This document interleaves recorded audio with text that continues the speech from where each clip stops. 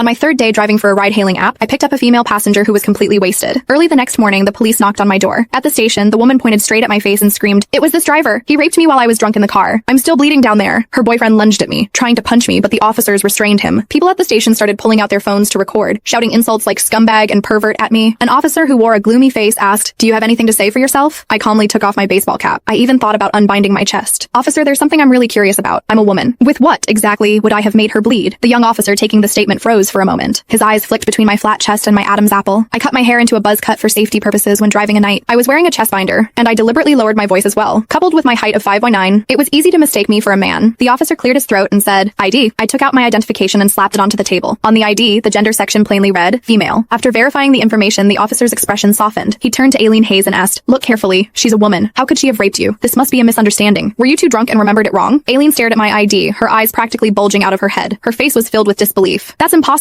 The ID must be fake." She shrieked and lunged forward, grabbing my collar. "He's a man. I felt it. That strength in the car, only a man could have been capable of that. Officer, don't let him fool you. He must have had surgery, or he's some kind of perverted cross-dresser." I slapped her hand away and said coldly, "Lady, want me to drop my pants right now so you can check for yourself?" Aileen kept trying to make a scene until an officer shouted at her, "This is a police station. Keep it up and you'll be detained. Our system confirms the driver is female, biologically female, with no record of gender reassignment." That settled it. Nelson Mullins' face turned red as doubt was written all over his face when he looked at Aileen, his girlfriend. "Aileen, didn't you say he was the one who made you bleed? If she's a woman, then why were you bleeding down there?" Aileen panicked. She suddenly clutched her stomach, squatted on the floor, and burst into tears. "I don't know. I fell asleep in her car, and when I woke up, it was already like that." "Nelson, are you even a man? I'm already in this state and you're still doubting me?" Some of the onlookers who had started to leave immediately gathered again. Someone whispered, "Maybe this driver got a fake ID just to harass female passengers." Yeah, there are plenty of sick people these days. At this moment, the officers were clearly fed up with Aileen's nonsense. "That's enough. You should provide evidence before making such claims. Was there an audio or video recording in the car?" an officer asked. I nodded. "Yes, but the memory card was full last night. I don't know if it overwrote anything. I'll have to check once I get home." "Then leave the equipment here. Both parties can go home. Wait to be contacted." I signed the paperwork, put my cap back on, and prepared to leave. Just as I stepped out of the station, Aileen rushed after me. She grabbed my sleeve, her eyes full of venom. "Don't think you can just walk away. You caused a fight between Nelson and me. This isn't over." I shook Aileen off. "You're insane. Get your head checked." I thought it was just a farce. Once I pulled the dashcam footage, everything would be cleared up. However, I underestimated just how vicious this woman was. Back at my rental room, I was about to export the video when my phone suddenly started vibrating nonstop. Notifications came flooding in. There were hundreds of text messages, and even my social media account was popping up with endless friend requests. My hands trembled as I played the video that was constantly being sent to me. On screen, Aileen was sobbing hysterically. Her voice was hoarse with emotion as she accused me of rape. My shout of claiming to be a woman was cut out completely, leaving only the footage of me red-faced and flustered. I looked like I was trying to explain myself. The caption was horrifying. Ride-hailing horror. Perverted driver, rapes drunk female passenger, then walks out of police station using connections. Victim's boyfriend breaks down on the spot. Police suspected of cover-up. The comment section was filled with hundreds of thousands of messages.